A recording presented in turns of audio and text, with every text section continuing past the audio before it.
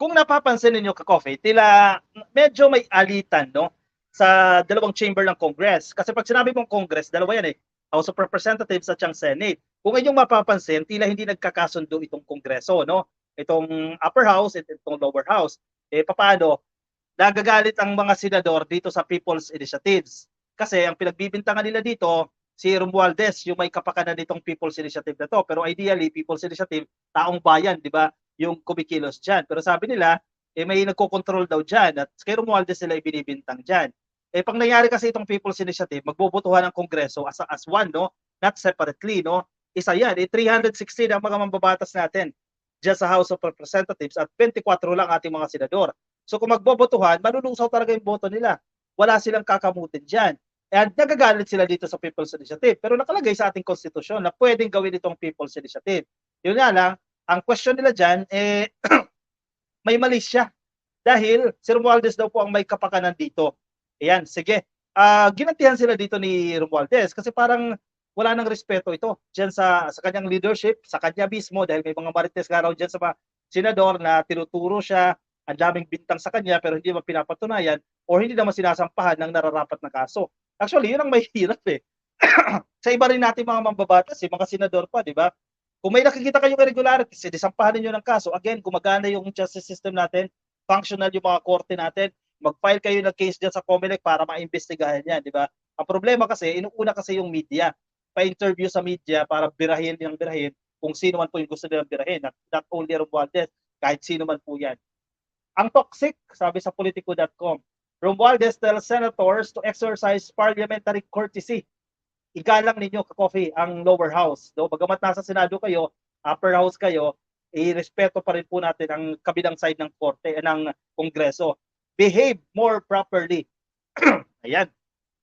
Umayos daw kayo. Ayan, nabibira tuloy itong mga senador na ito at nakakahiya pa dahil ang lower house pa ang bumibira sa kanila dito. Anyway, sige, anong pinag-uugatan nito? Kasi nag-file ng resolution dyan eh. May mga lumagda ang mga senador dyan eh na tinututulan talaga nila itong People's Initiative na ito eh. Speaker Ferdinand Romualdez appealed. Yan, nakikiusap po siya sa Senado to exercise parliamentary courtesy amid the toxic rhetoric emanating from senators. Grabe itong term na ito ha. Toxic rhetorics, mga pananalita ka-coffee na medyo toxic na ditong mga senador mismo. The House of Representatives, despite a very, very toxic rhetoric coming out from the Senate, we would like to suggest the leadership to exercise parliamentary courtesy and that they behave more properly. Kasi kung ano-ano ang lumalabas dyan, sabi po ni Romualdez. Actually, may punto dito si Romualdez. Napapansin din natin yung ka-coffee. Parang nagiging siga eh, itong mga senador. Dapat ba sila maging siga? Dahil nasa upper house sila. Feeling ko lang, eh, yung tama ito, parliamentary courtesy. Again, pare-parehas kayo mga mababatas. In fact, magka-level nga kayo ng sahod eh, kasi parehas kayo ng sahod eh. Parehas kayo ng responsibilities sa ginagawa dyan. Magpasa ng mga batas. Ang problema, pinupunto din dito ni Romualdez, parang hindi nyo ginagawa yung inyong assignment dyan. Kasi di ba meron tayong mga priority bills eh. Nakikipag-usap sa presidente yan eh. Ang House Speaker at ang Senate President, tag-uusap-usap yan eh under the leadership of the President. Pag-usapan natin, ito yung gusto nating ma-achieve. Ito yung mga priority bills, mga batas na dapat nating isabatas. Ang problema, tapos na itong House of Representatives, pero ang Senado, hindi pa rin tapos. Bakit ganon? Diba? Eh, 24 na nga lang, kung tutuusin, mas mabilis sila mapag-uusapan eh. Itong mga batas na ito. Pero bakit nalilate itong Senado? Eh, pinunto ito ni Romualdez eh. Sinabi niya mismo yan, ayan, napahiya tuloy sila dito. Eh, parang gawin niyo yung assignment ninyo, magtrabaho kayo. Kung ano yung mga priority natin, unahin natin yon, hindi yung mga issue. Hindi ito mga toxic rhetorics. Eh, paano? Sino ba? Laging absent? Merong absent, madalas na absent, hindi makapag-hearing, nadidelay, etc. etc. Di ba? O, eh, bumalik sa kanila itong banat nila. Hindi naman namin pinapatulan itong toxic rhetorics daw. Kasi kung matatandaan ninyo, sinabi ni Zubiri, sinabi niya dyan sa House of Representatives na nagko-control lang daw ang Senado. Gusto na raw nilang birahin itong lower house pero hindi nila magawa kasi maapektuhan yung functions nila eh. Kasi may BICAM eh. Diba? Pag ipapasa mo isang batas, kailangan mag-meet ang dalawang chamber. Yung problema, kung magkaaway, hindi sila makakapag-uusap. Eh, di walang batas na may ipapasa. Yun ang problema. Diba? So, nag-tone down para ang Senado dyan, hindi nila binibira itong House of Representatives. Sabi naman ni Romualdez, hindi namin sila pinapatulan. Kasi wala namang basihan. So we do not dignify statements that are caused to instigate debates, very divisive, yet we respond with a call for unity, sobriety, and we want to work together in solidarity. Aray, tapos sila dyan. May mga bintang na walang basihan, di ba? Nagiging divisive ito, naghahati-hati ang mga opinion. Even yung mga taong bayan, yung masa, naghahati-hati ang opinion. Kasi minsan, di ba, magsalita si Senator A, posibleng i-assume mo, tama siya, di ba? Mag-i-change ka ng perception doon sa tao. Dito kay Romualdez o mga miyembro ng House of Representatives. Wala pa ng basis, di ba? Nadaan lang sa toxic rhetorics o sa galing magsalita. Sabihin na natin, magaling magsalita ng isang mambabatas, ng isang senador. Halimbawa, Romualdez said politicians should set aside their differences and work together for the betterment of the Filipinos. Correct. Paano gaganda ang buhay ng mga Pilipino? Pagpasa ng mga batas para sa ikagaganda ng buhay ng mga Pilipino. Yan yung pangunahing mandato ng mga mambabatas, mga senador. Gawa ng mga batas para sa atin, para makinabang tayo sa mga batas na yan. Yung mga senador, kung ano-ano ang sinasabi. Pero wag na lang natin patulan. We will embrace the resolution of the both houses, RBH 6. Once they pass it, we will expeditiously consider it now adopted immediately. Kasi yan yung agreement eh. Kahit under ng pag-uusap nila bago bill de honor, di ba? Sa harap ng presidente. Ang magre-review nitong mga economic provisions na pagpapalit ng ating saligang batas ay Senado. At i-adapt na lang ito ng House of Representatives. Kasi bago maging valid yan, halimbawa, ang bago maging batas ang isang batas, kailangan may version ng both houses, di ba? And then mag-meet sila, bicameral yan, mag-meet sila, and then saka dadalhin sa presidente para pirmahin. Romualdez was referring to RBH 6, which seeks to amend the Constitution through Constituent Assembly o itong tinatawag po na CONAS. The resolution was authored by Senate President Juan Miguel Zubiri, Senator Ligarda at Sonny Angara. Romualdez said that he sent a letter to Zubiri to reiterate his assurance that the House will support RBH 6. Galing na kay Romualdez yan, so suportahan namin kayo. Pero ang dami pa rin birada sa kanya. Ang dami pa rin mga sinasabi against sa kanya. Paano na yan? Anong mangyayari sa atin yan? Diba? Taong bayan ang paghihirap dito. Taong bayan ang magsasuffer dito sa mga incident na ito. Itong ginagawa ng mga senador natin, no? Ano to, threatened dito ka Coffee? Threatened ba ito sa House of Representatives? Teka, share pa natin ito. May isa pang balita. Sige, comment your opinion dyan sa ating comment box ka Coffee. Basahin natin yan. Myra Bermudo, what do we expect from the Senate? Oy, nada, majority are clowns there. Yun daw. Sino-sino yung mga clowns na yan? Mga hindi nagtatrabaho, absenero, di ba?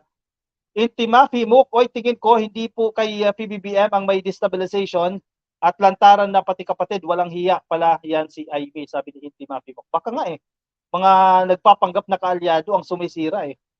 Nag-message na po si Senator Ivy na balak nila BBM, Liza at Martin na manatili 5 to 10 years mamumuno si PBBM, kaya daw kailangan ng tsa-tsa. Ka-coffee, ask ko lang, sangayon din ba kayo na till 10 years or more stay in power? Message ni Senator Ivy kay Mahardika. Impossible. Impossible ka Coffee. Itong term ni PBBM na 6 years, hanggang 6 years lang yan. Hindi yan may extend.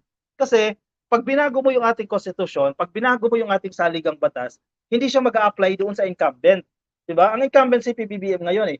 Ibig sabihin, let's say from 6 years na term, if ever na-extend yan, gawin 10 years yan, hindi pa yan mag-a-apply sa administration ni PBBM. Mag-a-apply yan sa susunod na administration. Yan yung pinaka-essence, yan yung pinaka-concept ng pagbabago ng ating konstitusyon. So fake news yan. Definitely hindi mangyayari yan.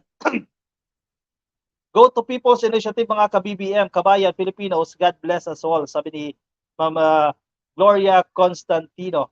Sobrang sinungaling ng hayop na si Ferdinand Villalobos. Sino yung Ferdinand Villalobos? Ma'am Jocelyn Herrera, mega love, shoutout po sa inyo, shoutout po sa inyo. Nabaitan ako talaga kay Romualdez, nanood ako interview kay Marcoleta. Puro sila bintang kay Romualdez, ay i-prove nila dapat ngak-ngak ng ngak-ngak sa 20 billion, bintang ng Senado. Hello, bakit ang 51 billion nananahimik sila? Okay. Ito mga bintang patunayan nila yan. Ka-coffee, pakada, hindi kapakanan. Anong pakana? Cheryl, Santa Maria, Bloom ng Pinas kung extended yung term. Hindi naman mangyayari yan ka-coffee. Actually, mahirap pa nga pag-usapan yan eh. Changing the form of government eh. In fact, during the term of former President Duterte. Hindi naman nag-develop yung federalism eh. Ang laki ng budget na inilaan dyan. Sa DILG mismo, nag-initiate nitong campaign para sa federalism pero hindi rin umusad.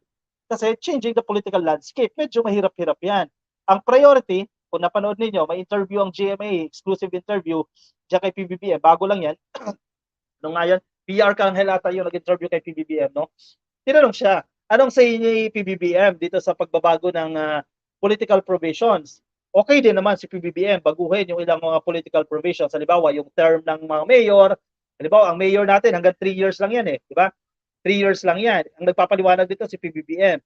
So, pwede ka naman mag-re-elect dyan eh. Hanggang 3 terms, pwede ka magsilbi dyan. Ibig sabihin, a total of 9 years. And then, pahinga ka muna. Bawal ka na ulit tumakbo. Ang problema, ihawak na ng pamilya yung bayan na yan eh. Ang patatakbuhin, yung asawa ng mayor. Pero, mananalo siya, di ba? Ang magko-control pa rin, yung mayor na tumakbong vice mayor. Di ba lang sense? Di ba? Yun pa rin ang nag-control. Nakasadil kasi sa ating constitution yan. So, ang pinupunto ni PBBM doon, yung mga provision na may kinalaman, kaugnay dyan sa mga provision na yan, ay willing siyang baguhin sa ating saligang batas. Pero, hindi ngayon. Di ba? Sinasabi niya yan eh, not now. Ang importante sa presidente ngayon, ang importante sa leadership ngayon, baguhin itong mga economic provisions dahil nalilimitahan yung mga napakalaking investment. Actually, late lang ito nag-sink in din sa akin eh. Matagal na ito pinag-uusapan pero hindi nagsisink in sa atin. Ang bilyones ka coffee, yung investment na sana nandito sa Pilipinas pero restricted sila. Hindi sila pwede makapasok sa bansa because of these restrictions. Ang nangyayari, napupunta sa mga kapitbahay nating bansa sa Southeast Asia. Di ba? Napupunta sa Vietnam, mapupunta sa Indonesia, mapupunta sa Singapore. Kasi limited, maraming restrictions sa pamumuhunan, sa investment dito sa Pilipinas. Sayang. So yan ang pinupunto dito ni PBBM.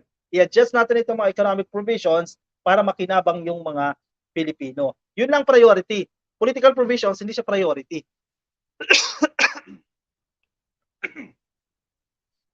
Penny Aban, bukas na kick-off rally. O isasabayan ng mga Duterte sa Davao.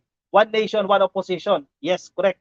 Daw, ilalantad na ng mga Duterte ang pagiging opposition. Okay lang naman, basta resign ka na Sara sa position mo at sa DepEd, sabi ni Penny Aban. Pamaya, pag-usapan natin yan. May topic din tayo dyan mamaya alas 10. Eduardo Yape, hayaan na lang yung term extension sa susunod na administrasyon. Tama na yung economic provisions ang mabago. Eduardo Yape, correct. Pero on the other hand naman, ang sinasabi ng mga eksperto, mahirap na i-adjust mo ang konstitusyon na yung 3 provision lang babaguhin. Nadadamay din daw yung ilang mga provisions dyan. Melanie Esguera, I may solution or I may disillusion. Buti na lang, di ako ate. Di ko ate yan, sabi ni Melanie. Jake Franco, baka one nation, one China ha, sabi ni Jake Franco. O nga eh, sasabayan din itong kick-off rally. Anyway, tingnan natin kung mag-succeed. Angeline T. Oy, shoutout sa Facebook kay Juan Argel, kay Vic Beroya, at kay Are Nice. Shoutout po sa inyo. Kay Ferdinand Corpus. Yan, nakikinig pala natin dito sa Facebook. Eh. Anong sinasabi ni Ferdinand Corpus dyan? Teka, hanapin lang natin. Salvador Rabino, shoutout po sa inyo. Kay Concepcion Mondilla, nasa Facebook din. Happy viewing po sa inyo, ka-coffee. Pasuyin na ako, nasa Facebook po kayo. At hindi pa kayo naka-follow sa ating Facebook page. So yun na lang, click lang po yung follow dyan sa taas. At kung nasa YouTube naman kayo, ay click lang po ang subscribe. Sige, kuha na ng kape at pagpatuloy natin yung ating discussion.